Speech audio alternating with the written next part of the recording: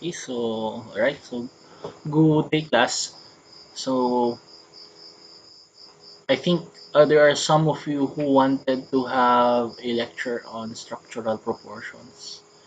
I mean structural conceptualization. So I think this is a good lecture also on a review of some of the principles of structural proportions based on the book by Francis D. Ching, this Architecture, Form, Space and Order, fourth edition. So it's really important class not only in design and not only in building technology that you understand what structural proportions are. Okay? So so let me read this. So in the construction of architecture, structural elements are called upon to span spaces and transmit their loads through vertical support to the foundation systems of a building. Okay, so your structural elements class of your basic structures would be the vertical elements, your columns, and the horizontal elements, which are the beams. Now, these structural systems, the load that they carry to the foundation. So the size and proportion of these elements are directly related to the structural task they perform and can therefore be visual indicators of the spaces they help enclose. Okay, so it's also important class that uh, you also know how to look at the proportions based on what you think how much structural task a certain column carries. Okay. Now, what I want you to understand, class, is that in the structural conceptualization stage, there are no um, mathematical or engineering computations yet. So when you reach your fourth year or fifth year, you'll be doing that in your strength of materials in steel and concrete. And but right now, since you are still in your second year in architecture, you have to understand that when you design something, it should have what you call this. It should be visually proportionate, at least. Okay, so when you look, okay, and if it's not carrying a load, of course you design it to be smaller. So that's the logic behind it. And if it's carrying a load, or if the distance in the column to column is too great, of course you're going to adjust the proportion. And there's no specific formula for this one, since it's still in the structural conceptualization stage. But you must have at least an idea on these structural systems and how to. Okay, now let's continue. So beams, for example, transmit their loads horizontally across space to their vertical supports. If the span or load of a beam were doubled, its bending stresses would likewise double, possibly causing it to collapse. But if its depth were doubled, its strength would increase fourfold. Depth, therefore, is the critical dimension of a beam, and its depth-to-span ratio can be a useful indicator of its structural role. Okay, so when you're talking about beams, you should think about its depth, especially if it's spanning already quite a distance. Okay, so that's what the thing that you must be thinking. That's the how you should be thinking when you are doing your structural conceptualization. So it's still a concept. It's not yet verified by structural analysis, but at least you have a basic idea on how to realistically uh, design these systems. Okay. So in a similar manner, columns become thicker as their loads and unsupported height increase. So together, beams and columns form a skeletal structural framework that defines modules of space. By their size and proportion, columns and beams articulate space and give it scale in a hierarchical structure. So this can be seen in the way joists are supported by beams, which in turn are supported by girders. Each element increases in depth as its load and span increase in size. So can you just imagine, class, that if you design, for example, a house or a building, okay, if the span between two columns um, are too far away. Okay, so how am I okay, so like this. It's hard to show it on the screen right now. Okay, if it's too, then of course it goes into logic that the columns should be bigger and thicker, same as the depth of your beam. So okay, so I think you can already estimate that. I call it an estimate since we're not yet sure unless we investigate it through structural analysis. Okay, but I hope that you get a simple gist of the concept that I am talking about, especially when relating to structural conceptualization.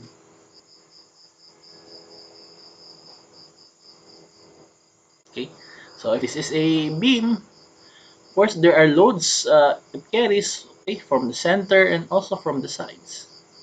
And there's a reaction also up here. It's R1 and okay. You're going to learn that when you reach your higher engineering. Let's talk about this. So let me read. So the proportions of other structural elements such as bearing walls, floor and roof slabs, vaults and domes also give us visual clues to their role in a structural system as well as the nature of their material. A masonry wall, being strong in compression but relatively will be thicker than a reinforced concrete wall doing the same work. So a steel column will be thinner than a wooden post supporting the same load. A 4-inch thick reinforced concrete slab will span further than a 4-inch wood decking. So this is that time that you're going to consider the materials already. So I think that's in your building tech 1. But of course, these things you can verify it when you are already doing your the structural analysis, which you'll be I think you'll be doing that when you reach your third year of fourth year, fifth year. But what's important now that you're still in the foundation stage of the program is that you understand structural proportions as well as structural conceptualization. Because later on, if you already have an eye for it, um, when you investigate your columns and your beams and your floor slabs, I think the section that will come up will be more realistic. So, assess on the weight and stiffness of a material and more on its geometry for stability, as in the case of a membrane structure or a space frame, its elements will get thinner and thinner until they lose their ability to give a space, scale, and dimension. Okay, so this is a membrane class, and this is a um, steel system. So if I look at this, so these are the stairs, so this could probably be the floor. Okay, these are the beams, probably.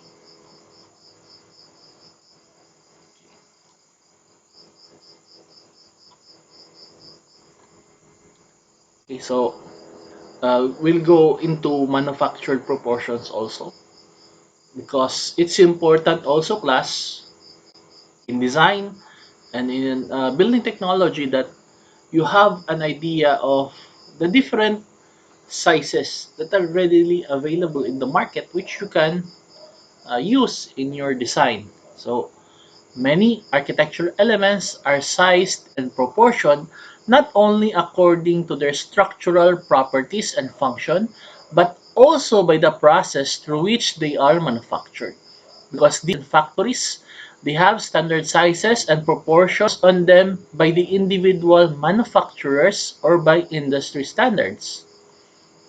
Concrete and common brick, for example, are produced as modular building units. Although they differ from each other in size, both are proportioned on a similar basis. Okay? Plywood and other seating materials are also manufactured as modular unit with fixed proportions.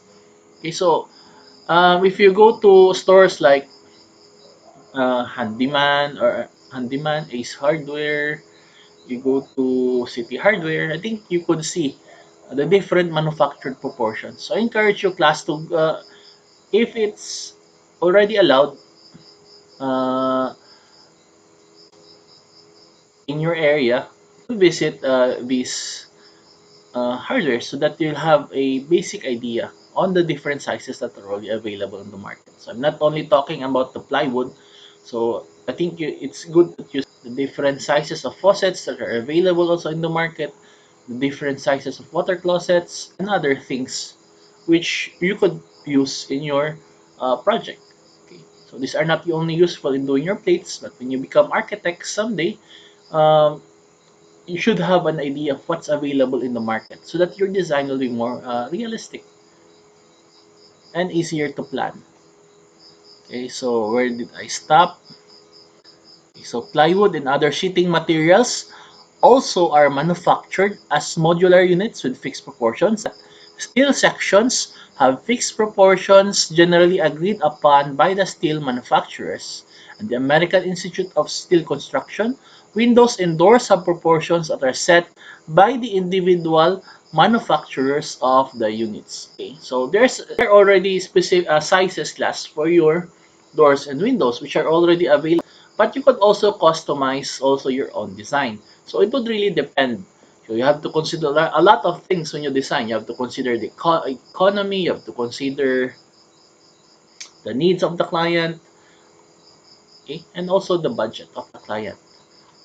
Of course, if there's enough budget, you can customize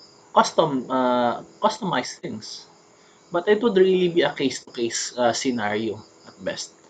So since these and other materials must ultimately come together and achieve a high degree of fit in the construction of a building, the standard sizes and proportions of factory-produced elements affect the size, proportion, and spacing of other materials uh, as well. So standard are size and proportions to fit into modular masonry openings.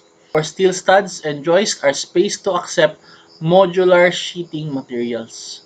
So if you have a strong background in your building tech 1, wherein you're already introduced to the different materials, when you do your design already or when you do your building technology, you'll have an easier grasp on understanding on how to design. So like what I've told you class, everything that you're doing in architecture. So when you design a floor plan, you should, I think it's best if you already also have an idea of what material you're going to use for the walls, for the doors also. Okay, so don't think a two-dimensional way already. You should have a three-dimensional grasp of what you are doing. Okay, so but don't worry, it's not a increasing your spatial intelligence is not something which happens overnight, but it will develop reach your higher design. Of course, you have design 1 to 10. Okay? And you also have your 2 years apprenticeship after graduating. So I think it's more than enough time to practice and improve. So when you become architects, you already understand what the client wants.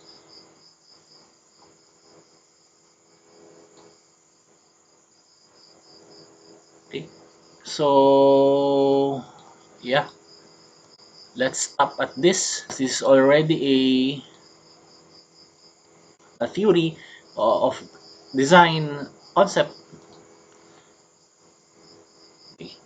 So proportioning system. So even considering the proportional constraints imposed on a form by the nature of its material, its structural function or by the manufacturing process, the designer still has the ability to control the proportion of the forms and spaces within and around the building. I think this is true. Because you are the designer, you can still control them, but there are standards, of course. So the decision to make a room square or oblong in plan, intimate or lofty in scale, or to endow a building with imposing higher than usual facade legitimately falls to the designer. But on what basis are these decisions made? So I think what it only means last that when you decide something like that, you have basis for it. Why you're going to do that. Okay. Should they, if for example, if you're going to make a door higher, so you should have a basis for it. But what's important, class, is that you satisfy the minimum requirements for it in accordance with the code. Okay? So don't go below the code. But you can go, of course, above it because you are the designer after all. So it's if a space 400 square feet in area were required, what dimensions, what ratios of width to length and length to height should it have? Of course, the functioning of the space and nature of the activities to be accommodated will influence its form and proportion. So it's true. So it's true what's written there. Because when you decide to portion the space, you must think on the functionality, of course. You have to think of what effect it would have on the flow of light inside, what effect it could give to the users. Okay. So when you design something, class, like what I've said in my past lectures, as well as you must put yourselves in the shoes of the users of the building. So a technical factor such as its structure or more of its dimensions, its context, the exterior environment, or an adjacent interior space might pressure its form. The decision might be to recall a space from another time and place and to stimulate its proportions, or the decision might be based finally on an aesthetic, visual judgment, relationships among the dimensions of the parts and the whole of a building. So a square space having four equal faces is static in nature. If its length expands and dominates its width, it becomes more dynamic. While square and oblong defines places for activity, linear spaces encourage movement and are susceptible to subdivision into a number of zones. Those are the things, class, that you must already consider when you are designing. Of course, ultimately, the design class that you're doing, first and foremost, even if you are a designer and you have creativity for it, it should be molded by common sense and the codes that govern it, and also the needs and wants of the client. Okay, because you just can't design something which is already beyond um, capacity also of your client to finance. Okay, so those are the things that you must consider when you are designing. Okay, especially the structural systems of a building. So I hope that you learned something from our short review on Architecture, Form, Space, and Order by Francis D. Kitching. So I encourage you guys to, get a copy of this book and read it because it will really help you a lot when you design or when you do the plans of your plates and also when you become architects as well in the near future. Okay, so I hope that you're all doing fine, class. So see you next meeting. If you have any questions or clarifications, please don't hesitate to contact me anytime. So I'll reply, class, as long as I am online, okay?